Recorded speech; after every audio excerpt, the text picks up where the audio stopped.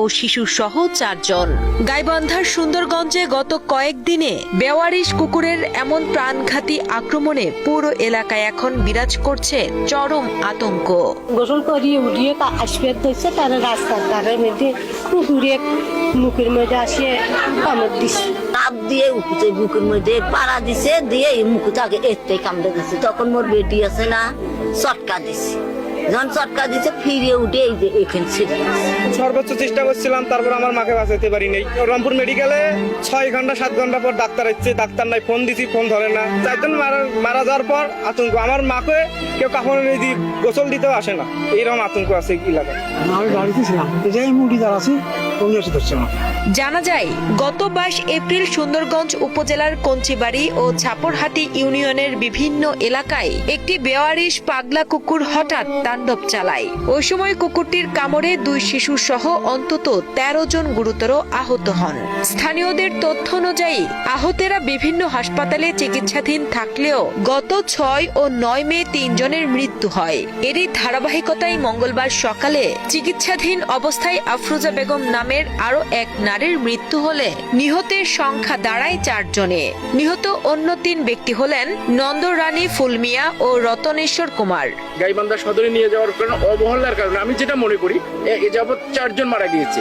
Vaccine দেওয়ার কথা বলে তুলা পর্যন্ত এখানে দেওয়া হয়নি, শুধু ভ্যাকসিন দিয়েছে এবং ছোট বাচ্চাদের দিয়ে, কেউ স্পর্শ করেনি এবং কেউ ধরেনি। রংপুর এত বড় একটা মেডিকেল, যার আমি ভ্যাকসিন পাইনি, আমাকে কিনে আনি দেওয়া লাগছে। একটা ভ্যাকসিন নিতে 1000 টাকা নিচ্ছি। প্রথমে বহুত কামড় মারছি, দেওয়ার পর আমি হাত দিয়ে ঢাকা দেওয়া মাত্র আসিয়ে ঘুরিয়ে আসি, আবার ঠ্যাঙত কামড় মারছি। একটা কুকুর এসে আমার মাকে আক্রমণ করে।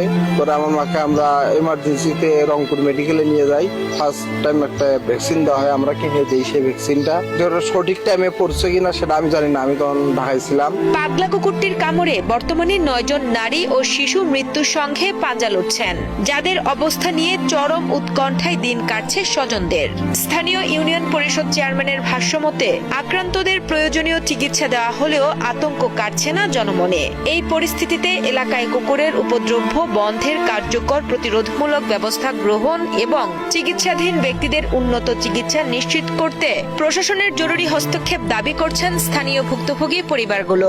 কুকুরের কামড়ে অসুস্থ হয়ে ইতিমধ্যে 4 জন মারা গেছে। তো আমরা জানি যে ভ্যাকসিন দেওয়ার পরেও আমাদের 4টে লোক মারা গেছে। ভ্যাকসিন কতটুকু দিয়েছে, কতটুকু কাজ করেছে, আর চিকিৎসাটা সুচিকিৎসা হয় নাই। 22 তারিখে ঘটনা, আর এখানে আমাদের 15 তারিখে 16 তারিখে 10 থেকে মারা যায়। এই সময়টার মধ্যে আমরা সরকারিভাবে যেভাবে চিকিৎসা পাওয়ার কথা সেটা আমরা পাইনি। তারা প্রথমেই সদর হাসপাতালে গিয়েছিল, কিন্তু তাদেরকে উপযুক্ত ভ্যাকসিন দেওয়া হয়নি, যার ইফেক্টটা এখন পর্যন্ত পড়তেছে। এর উপযুক্ত আমরা বিচার চাচ্ছি। আমরা ভ্যাকসিনের অভাবে বাইরে থেকে ভ্যাকসিন কিনছিলাম, ঠিক আছে, সেই ভ্যাকসিনের মেয়াদ উত্তীর্ণ কিনা এরা সঠিক তদন্ত আমরা চাই। যদি মেয়াদ উত্তীর্ণ ভ্যাকসিন প্রদান করে থাকে, আমাদের রোগী যদি আরো নষ্ট হয়, আমরা এর সঠিক বিচার চাই।